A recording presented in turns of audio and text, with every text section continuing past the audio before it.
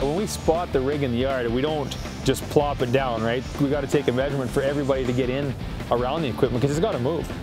There's a lot of things to factor in when you send a truck from Alberta all the way down to the States, because each state or each province will have its own set of regulations as what you can haul, right? You know, the truck pushes, they just can't guess, right? We got to send an estimated weight down to these guys because your trailer is sized by dimensional wide, dimensional high, and dimensional weight. With your sub being 14'4" wide, that was the absolute max we could go due to shipping regulations. You know, there's a certain amount of time from here down to Houston. It's going to end up sitting in Houston for a while to clear paperwork and do all this, and then they're going to get it, you know, overseas, wherever it's got to go. This one happened to go to Trinidad.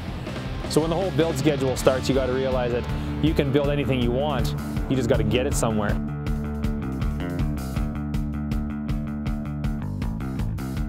You know, everybody shows up at 8 o'clock in the morning and we get a game plan together, and you have your meetings with the crane guys as far as your safety and stuff goes, and you know, you'll assess the risk that's involved, kind of give them a heads up too.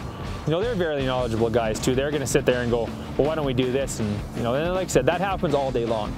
You know, you start with a plan, which is great, but throughout that day, you know, that plan changes. You know, and it's not the way you want to do it because you got to reset a crane, but it's at the end of the day, it keeps things flowing. You got to think about the customer's money, right? You know, they're spending money to move this thing. If you're going to sit there and make bad decisions all day and not have trucks show up and have cranes delayed or sitting there and waiting, I mean, that's unproductive. Those cranes sitting in our yard are approximately $600 an hour. And then you got a bed truck here on standby for 10 hours a day, and he's sitting at about $280 with the swamper. So I mean, that whole thing is almost, you know, almost worth $1,000 per hour.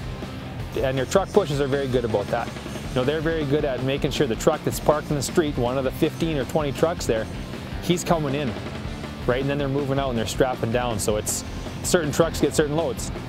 So if the guy here that's here for the sub gets here at, oh, I don't know, 8:30, you know, he's waiting till 3 o'clock, you know, because his product isn't ready to go yet because it's on the bottom.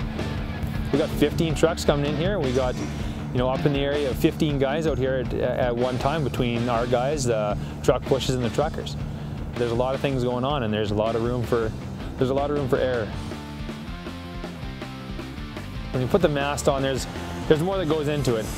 Strapping it down and putting the bunks underneath it takes quite a bit of time. So yeah, the cranes will pull that guy over, and that truck's gonna have to sit because he can't move until things get strapped down. Whereas you get the guys with the tanks, they'll come in, you just load them, they just drive away.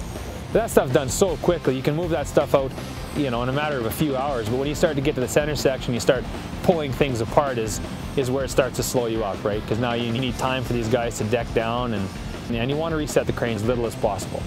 When you're down here and on the ground, it does seem chaotic, but there's actually some orchestration that goes into it. So yeah, we've moved a lot of equipment out of here, which leads us into our Exporter of the Year, new Exporter of the Year award that we got in Calgary last year. You know, we pride ourselves in having an organized shop, you know, and that doesn't go from just the office to the shop, that goes to the yard.